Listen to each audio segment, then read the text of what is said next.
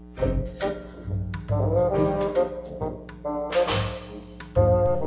little cell awoke alone. He knew Luke was his name, but that was all about him known. It was an awful shame. Then a blood cell came up to him and said, "My name is Red. You say your memory is dim? We'll get it back, I'll bet." And so the two cells drove about through arteries and veins. While Red took Luke upon his route, he also brought his trains. "I bring the food and oxygen to all the other cells. Without me and my blood cell friends, no cell could live," Red tells. Luke saw the loads of air and food, how Red towed them so well. He knew he could not match that dude. He's not a red blood cell. They came upon a funny sight, some muscles pushing bones. Red gave them air and food to bite, while Luke stood there alone. "We are muscle cells," said one big cell. "We push and pull the bones. If we did not do our jobs well, we'd all be still as stones." The bone cells put in their 2 cents. "We are easy to do. If bone cells weren't strong to push against, we'd be a pile of goo." Then Luke tried doing each group's chore. He could do neither job. He squished and slopped and slipped and tore. He was a squishy blob. Luke saw their strength, felt their toughness, and knew he was like gel. He learned on Red's Express, no bone or muscle cell. A little while, and down the line, they came across some nerves.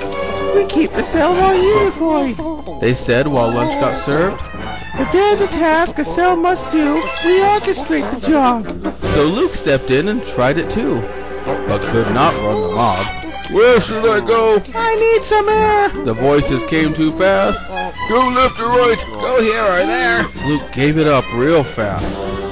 "How do you do that?" Luke asked through tears. "It's what we're made to do. We're covered with eyes, hands, and ears to organize for you."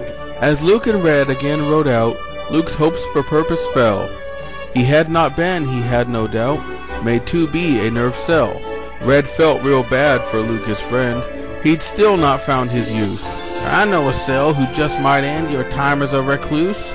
And so the pair rode off again, so Red could help his friend, till they reached a place called the brain, where their search soon would end. A brain cell stood there in the head when Red and Luke arrived. "You should have come here first," he said, "and saved yourself some strife."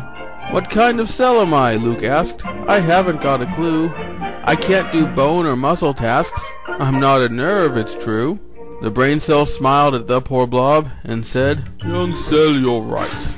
You were made for another job. Your name is leukocyte." Before Luke could ask what that meant, a virus jumped on Red. Not cells at all, viruses were bent on making good cells dead. "Leave Red alone," cried leukocyte, while the brain cell just frowned. He opened up to take a bite and gulped the virus down. When it was gone and Red was fine, the brain cell smiled and said, "You're meant on viruses to dine, to save good cells like Red." Now leukocyte had things to do if viruses were loose. His lesson works for me and you. Nobody has no use.